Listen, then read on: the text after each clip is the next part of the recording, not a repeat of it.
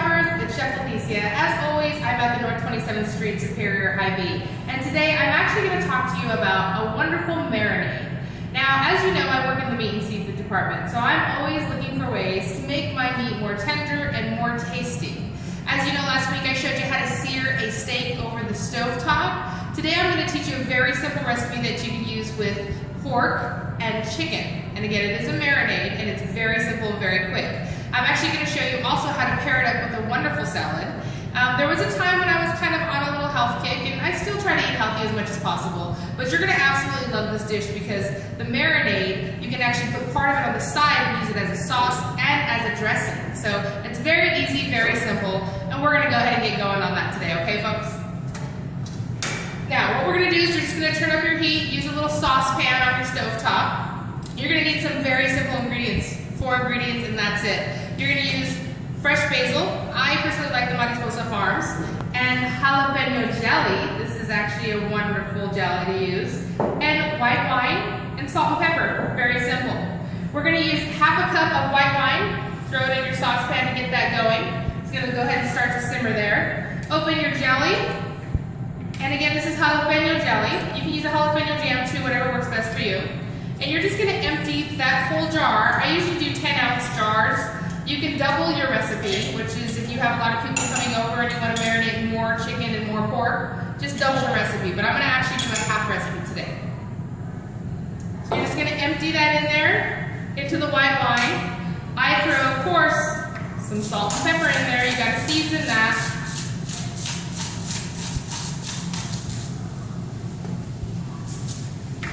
Now we do have a bye week.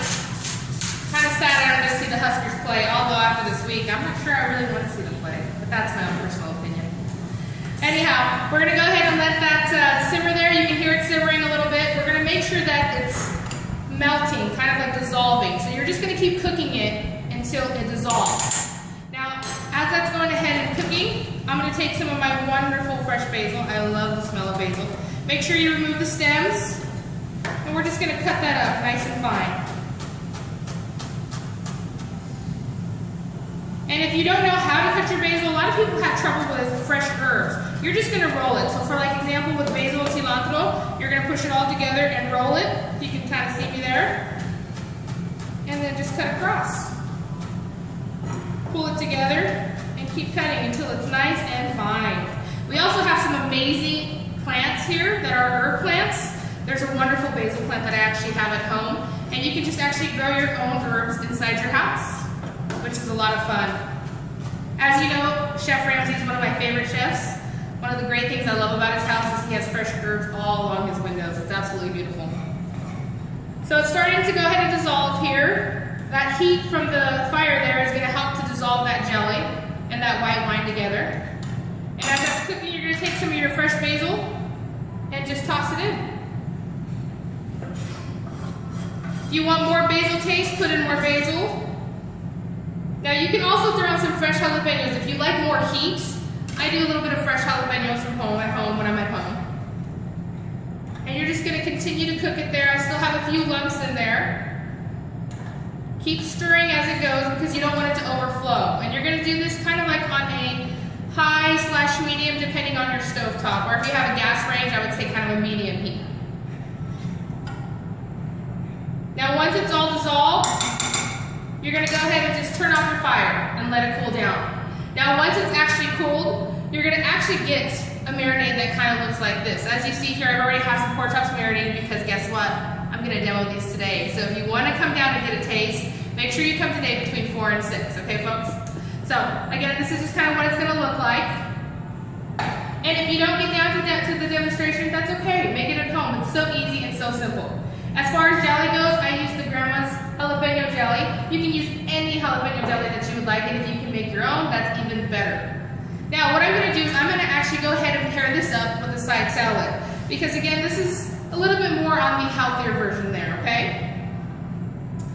So as that's cooling, what I'm going to do is I'm going to just take a nice little spring salad. What I have here is some strawberries. I'm going to sprinkle those in there.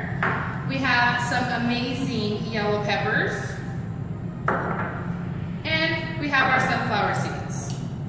Take some tongs, I'm just gonna brush it up there, kind of mix it up. And I'm going to place it right here on my plate. Now, what I'm going to pair this with is I'm also going to top it with a wonderful balsamic basil vinaigrette. It's going to complement your pork chop very nicely.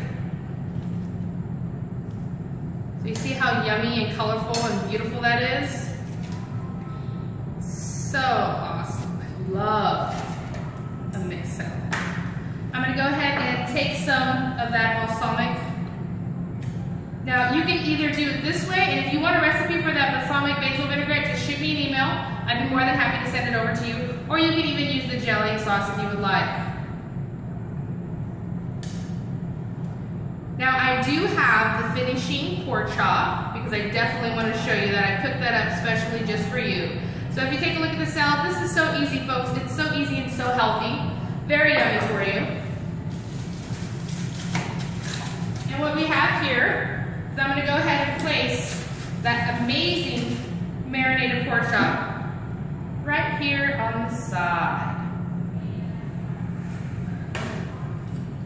And then I'm going to go ahead and take some of my warm sauce. Now it doesn't have to be warm.